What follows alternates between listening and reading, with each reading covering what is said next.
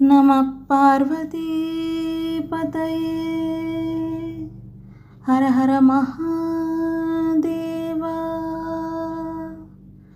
தெய்வத்தின் குரல் 3ஆம் பாகம் 11ஆம் பகுதி. மகான்கள் காட்டும் குரு பக்தி. தெய்வங்களும் சீடர்களாக. நமக்கெல்லாம் குரு பக்தி போதமாட்டேன் என்கிறது. ஆனால் நம் சம்பிரதாயங்களுக்கு மூலமான குருமார்களாகவும் முக்கியமான குருமார்களாகவும் இருந்த மகா பெரியவர்களோ தாங்களே தங்கள் குருமார்களிடம் அபாரமான பக்தி செலுத்தி இருக்கிறார்கள். ஆதி குரு தட்சிணாமூர்த்தி அவருக்கும் கூட ஒரு குருவிடம் தாம் பணிவாக இருந்து சிஷ்யனாகி உபதேசம் வாங்கிக் கொள்ள வேண்டும் என்று இருந்திருக்கிறது. பரமேஸ்வரனான அவரே தம் சொந்த குழந்தையிடம் கை கட்டி வாய் பொத்தி பிரணவோபதேசம் வாங்கி கொண்டிருக்கிறார். ஞானமே வடிவானவள் அம்பாள்.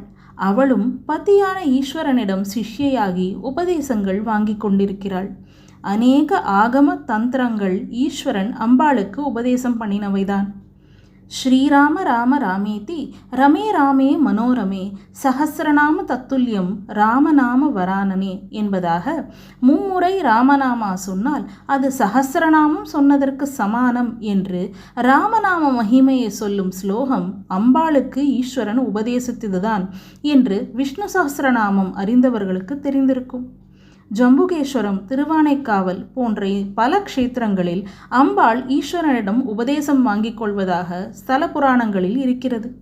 மகாவிஷ்ணு, ராம, கிருஷ்ண அவதாரங்களில் வசிஷ்டர், சாந்தீபினி ஆகியவர்களிடம் பரம வினயத்தோடு குருகுலவாசம் செய்திருக்கிறார். கிருஷ்ண பரமாத்மா சுதாமா என்கிற பிரம்மச்சாரியுடன் காட்டுக்கு போய் இடி மழையில் சாந்தீபினி குருவுக்காக சமைத்து பொறுக்கிக் கொண்டு வந்திருக்கிறார். ராமர் வசிஷ்டர் சொன்ன பிரகாரமே தான் ராஜ்ய பரிபாலனம் பண்ணினார்.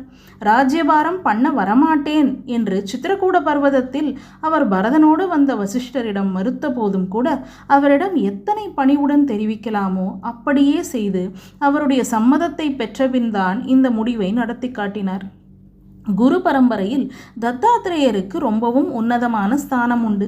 அப்படிப்பட்டவரோ மண்ணு, தண்ணி, மலைப்பாம்பு, குளவி, ஒரு தாசி, ஒரு வேடன், ஒரு சின்ன குழந்தை இவை உட்பட 24 பேரை தம்முடைய குரு என்று சொல்லிக்கொண்டு அவர்களிடமிருந்து தாம் இன்னென்ன பாடம் கற்றேன் என்று பாகவதத்தில் சொல்கிறார்.